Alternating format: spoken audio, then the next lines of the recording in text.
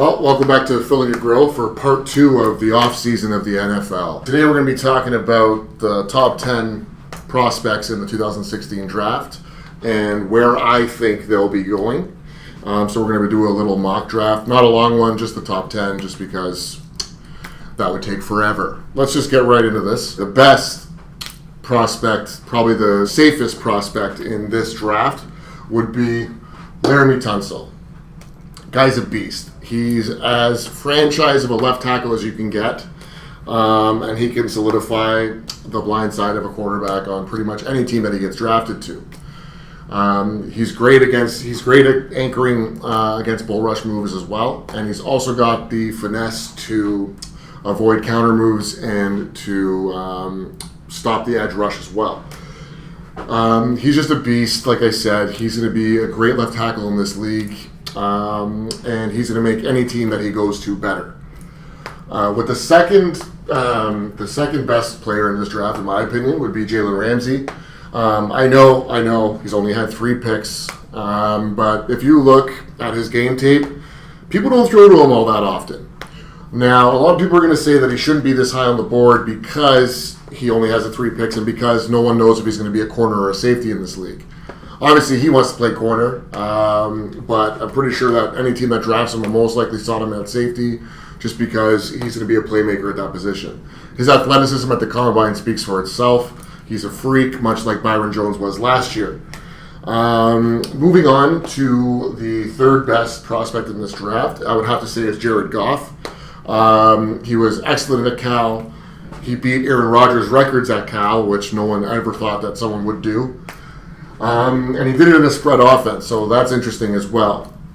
This is why I don't really like the quarterbacks coming out of college lately, just because the spread offense, when you bring it into the NFL, it doesn't really work that great. But other than that, Jared Goff's going to be a solid pick. He's going to be starting his first, whatever team drafts him. We're going to get into that, obviously. Again, great prospect, great arm. He can make all the throws, accuracy at short, mid, and long range. So he's going to be a very good player in this league for a long time. Number 4, Philly fans might not like this, but Ezekiel Elliott is the 4th best player in this draft, and it's not even close. This kid is phenomenal. He's not Adrian Peterson good, but if he gets drafted by the right team, he could be a Rookie of the Year candidate. He makes quick cuts. He's faster laterally. Like, he's pretty much, according to the Sports Science article done, he's pretty much identical to LeSean McCoy laterally, which is incredible because LeSean McCoy, if anybody knows, is great at lateral movement and swinging outside. One thing that a lot of people don't talk about with Elliott is that he loves to block. He loves pass protection. He enjoys it, and he's very good at it. What team could possibly need a running back that can do everything and block for their quarterback? We'll get into that too. Next on the list, we have Carson Wentz. The only reason he's this low is because he played at a small school. Again, Eagles fans are not going to like to hear this, but he played in the FCS. He was a good quarterback, but his competition level wasn't there. So comparing him to Goff is it's not even close how much more pro-ready he is. Carson Wentz is a project. Carson Wentz is going to be a great quarterback in this league, don't get me wrong. Well, at least the Eagles are hoping so. Joey Bosa, he's 6th on the list just because he's great against the run, but he's not going to be a dynamic pass rusher. He's not going to get you 15 sacks a season, which is what you would want at someone this high on the board. He's very violent with his hands. His hand technique is insane. He's great with his hands. He has the ability to shed blockers and to basically eliminate the run. He's a great overall player. He's not, like I said, he's not a DeMarcus Ware who's going to get you 10 sacks, 15 sacks a year. Miles Jack, he's low on this list just because his knee injury. No one knows what's going on with that. Some teams have said they're not going to let it bother them. Some teams said that he's off their board. So it's all relative, right? If the team drafts him, they're going to obviously, he might not even play in 2016. So it depends how much of a risk you want to take. If you have issues at linebacker, you're not going to draft a guy that's not going to play in this season. Next on the list, we got DeForest Buckner out of Oregon. He's a decent defensive tackle, but he can also swing out to defensive end. So he's versatile like that. Most people know there's one defensive coordinator in this league that loves versatile defensive linemen. but we'll get into that as well. He's a very big boy. He can handle pretty much any assignment that he's given. He's obviously got to work on his technique a little bit. He's a little bit raw, but other than that, he's in the top 10 on my board. Vernon Hargreaves, probably the number one true corner in this draft. But there's obviously the speculation going around now about him failing the drug test at the combine, so I'm not going to get too much into him just because who knows where he's going to go now if that actually comes to fruition that it was him that failed the drug test. Because he'll probably be slipping into the second round if that's a true story. Last on my top 10 would be Ronnie Stanley. This guy is a beast as well. He needs a little bit of work on reacting to counter moves. Against the bull rush, he's good. He can anchor. He can plant his legs. But against counter moves, he's got some work to do in that regard. So let's just go over where I think these guys are going to go. Okay. So obviously now with the Rams trading to number 1, in my opinion, I think that's where Goff is going to go. He's going to be going to LA. He's going to be playing in California, so he's not going to be leaving where he's known already. He's a great franchise quarterback to start your new team in your new location with. And that's where I believe he's going to go, to the Los Angeles Rams. Number 2, it's pretty much a foregone conclusion now that Wentz is going to be going to Philly. I know Philly fans are excited about this. I'm a Cowboys fan, so I can't really get excited about anything Philly does. But to be unbiased, Wentz is going to be a great pickup for them. Sam Bradford's apparently not happy with this. Who cares? It's Sam Bradford. At the end of the day, Wentz is going to be the starting quarterback for this team, if not next year, the year after. So they're molding a quarterback, and as Howie Roseman said, you do a lot of due diligence when it comes to quarterbacks because at the end of the day, it's a passing league, and without a quarterback, you're not winning, unless you're the Denver Broncos. So Wentz goes to Philly at number 2. Number 3, this is where it gets interesting because San Diego may or may not be picking. They might trade out of the spot. If they do pick, it's tough to say who they'll pick, but I'm going to have to go with Ramsey just because they had major issues in the secondary last season. So I think that Ramsey's going to go to San Diego and help bolster that secondary side of the ball just because they had no playmakers there. San Diego's a disaster right now, minus Phillip Rivers. So they need someone that can help that defense. At number 4, this is where a lot of things could happen with Tunsil still on the board. The Cowboys could essentially trade out of this pick to Tennessee, who wanted Tunsil all along.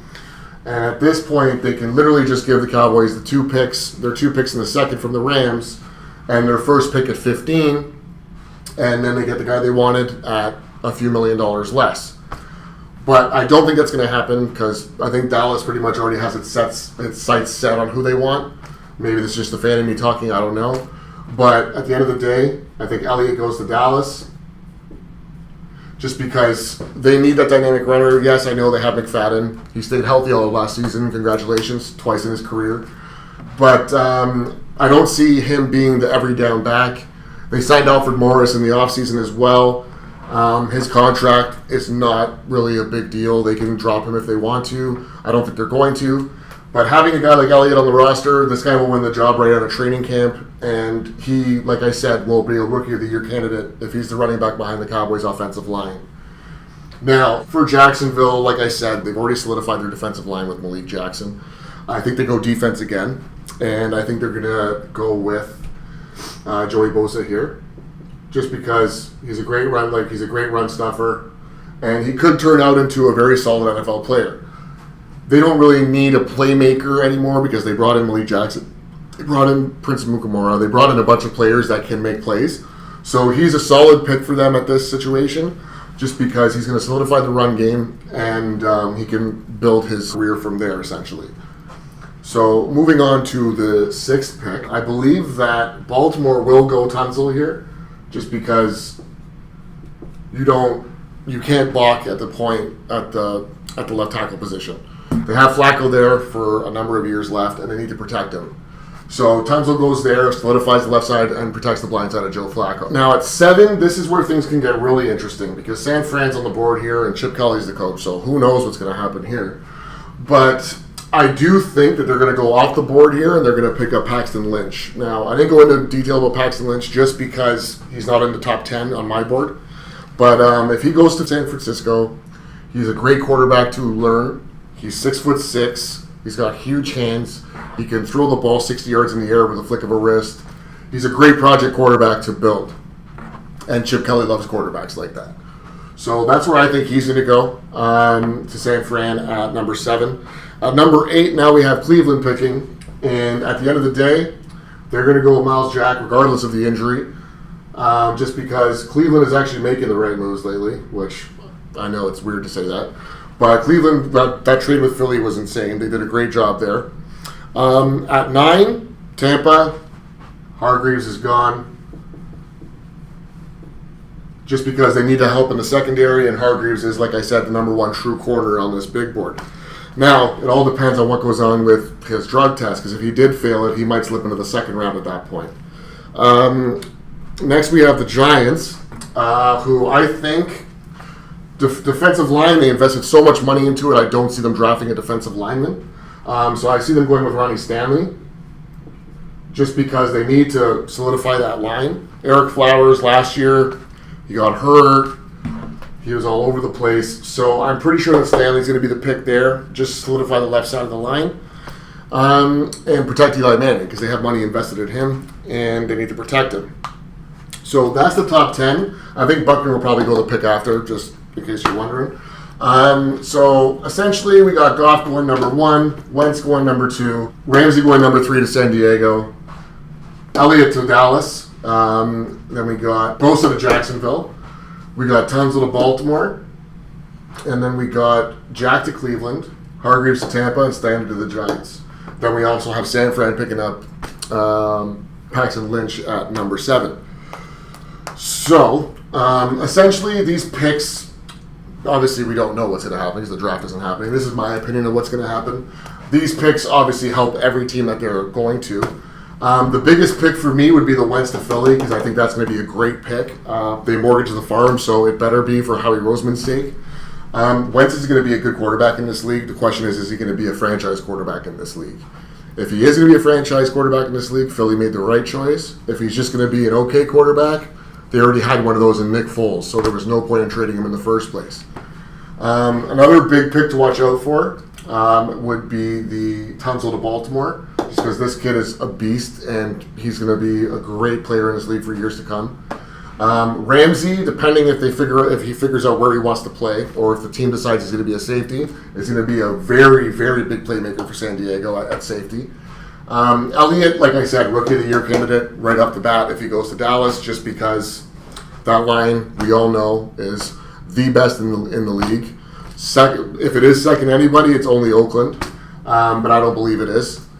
Those are pretty much the big picks. Bosa to Jacksonville is just kind of a pick, just to pick. Everybody thinks that Bosa is going to go to Dallas now because of the drug suspension of DeMarcus Lawrence. This is why I think he doesn't go to Dallas, because I think Dallas is done drafting players with a drug history. I'm pretty sure they're turned off, and I don't see them using a number 4 pick on a guy that's fit, that refused to do a drug test in college. So that's why I think Bosa's going to slide down a little bit. A lot of the players, from what everybody's talking about now, anybody with a drug history will be sliding down. Just because teams don't want to take the risk, especially in the top 5 picks, because you're guaranteeing them $25 to $30 million, and if they're sitting on the sidelines, they're collecting. So it's not really an ideal situation. But yeah, this is how I see the draft unfolding for at least the first 10 picks. Leave your questions, comments at the bottom of the video. Let me know what you guys think. Stay tuned for my next video for after the draft, detailing who picked who, why they picked them, and how they're going to be implemented into the offense or defense.